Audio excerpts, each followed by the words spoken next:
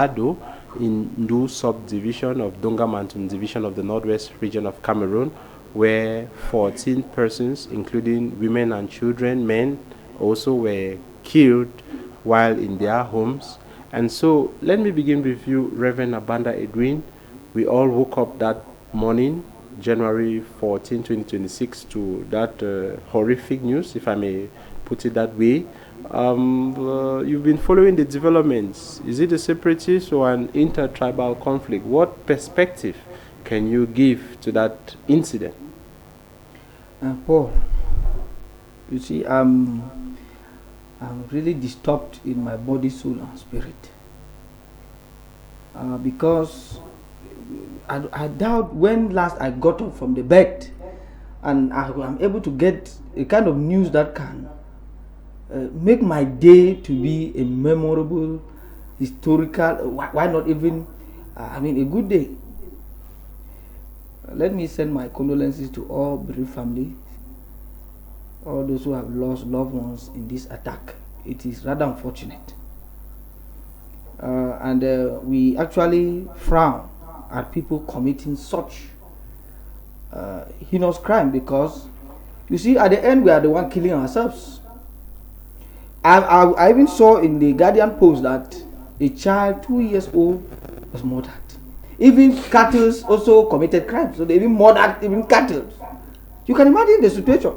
Houses burned, the destruction, 14 human beings, people who also have something to contribute to nation building even before they are able to transit from this life to another life.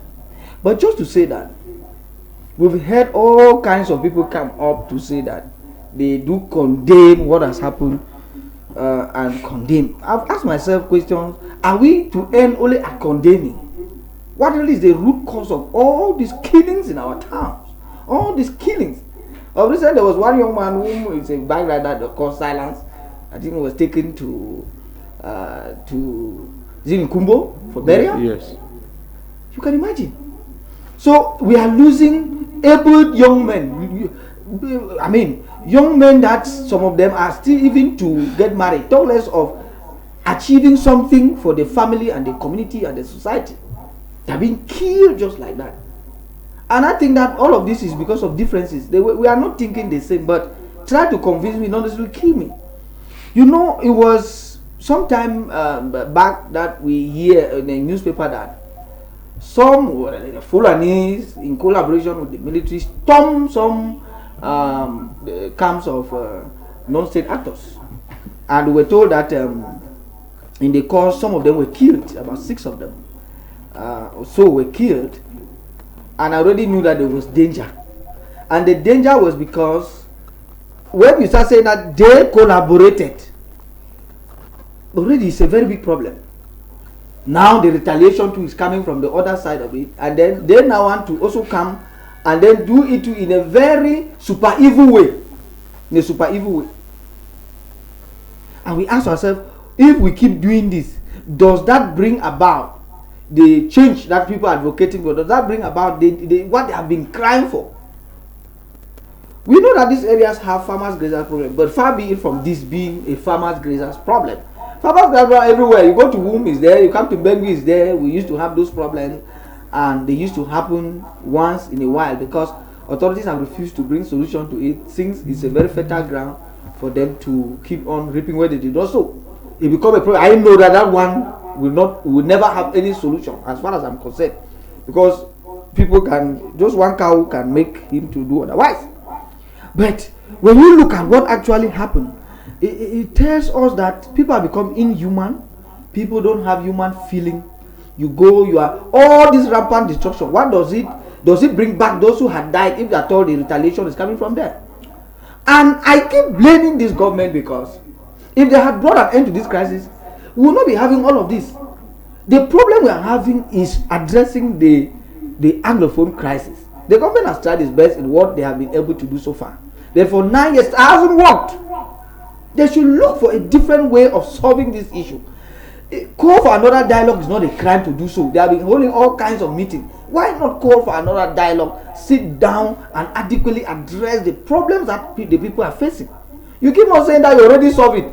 because you brought the regional council, because you brought the House of Chiefs. Reverend, before now, we've always had the farmer-grazer conflict, which had led to loss of human lives. I don't know. Yeah, maybe. Could it be that the Anglophone crisis has added salt to injury? Yes, now you know that could also come to play, because if we have old wounds there, I think we have a caller. Hello? Okay, we just lost that caller. Please, yes, you can join us through the numbers you have on your screen. So what I'm saying is that you can always have old wounds, and when those old wounds are there, opportunities come for people to settle score. It's there. It could also be that these people used to go and eat people's crops. It could be there. But what I'm saying is that remember that there were killing of some boys, some non-state actors in that area some weeks back, before this incident did happen, and all of these are happening within a certain geographical area. So for me, I am thinking that it's a retaliation from that has happened to this. Unfortunately, they did not go fishing out those who committed the crime, but they just went unleashing pains and agony in the community, which I think that it was rather unfortunate. But I'm saying that it is far beyond just seeing this and condemning that. We need to go and solve this crisis, because if we had solved the crisis, if this had happened, then we could have been looking in a different way. But all of those who are carrying arms came as a result of the crisis that prolonged, and there was no solution to it. And you know, when guns enter into wrong hands, they will use it at any point, at any time, for whatever reason that they want to use. We've had situations of a lot of kidnapping. All of these are in line with the unresolved crisis that we are having. We have this caller that is insisting. Hello? Caller that is insisting. Hello? Hello? Good afternoon and welcome. Hello? Good afternoon and welcome. How are you guys doing? Hello? Yes, you are on. Hello? Yes, are you getting? Yes, you are on. Yes, you are on. Please introduce yourself and maybe you share with us your thoughts or what you have. Share with us your thoughts or what you have. Okay, we lost that caller. Please, you can always get to us. The lines are really not the best. The number is on your screen, so you can get to us via regular call or WhatsApp call or text. Yes, Reverend. Yeah. So I think that is what is more important. That this crisis should be resolved. Killings will continue. We'll be hearing 1 kill here, 2 kill here, 3 kill here. This happens. We will keep having till when we will finally have the solution to the crisis. All this we condemn, we did this. All of that will don't help us. The yam and the knife hangs within the ruling CPDM. If they want to end this crisis, they will end it.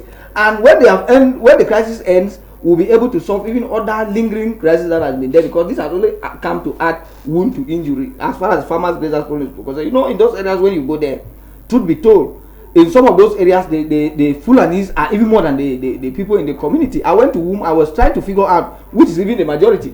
You have more Fulani people there. If you come to Mbego, if you have a whole quarter called, the Muslim quarter. So it's there. So they are everywhere, and the rate at which they put to, but you know, one man can put even up to 20. There are people who are very vigorous, energetic. They bring forth children even when they don't have the capacity to actually care for. So if it's about that, we always have those challenges lingering. But I'm saying that far be it from that, they should solve the crisis, because it came from the crisis. I've given you a background of saying that we have some of those. There was a report that came out of some of some of the boys, non-armed state actors who were killed, and the report suggested that it was due to the collaboration of some of them. That is why I think that it was some form of retaliation that now causes this, and that also means that if they also go back and retaliate, we'll now start having back and forth, which is very, very dangerous. So we really need a solution to this. If not, we are having a looming situation that can escalate, and we'll have people start having IDPs in that area. Saleh Salman, we've had condemnations from civil society, even from the government. I don't know if as at now we've had international organizations that have condemned, but can we also say that the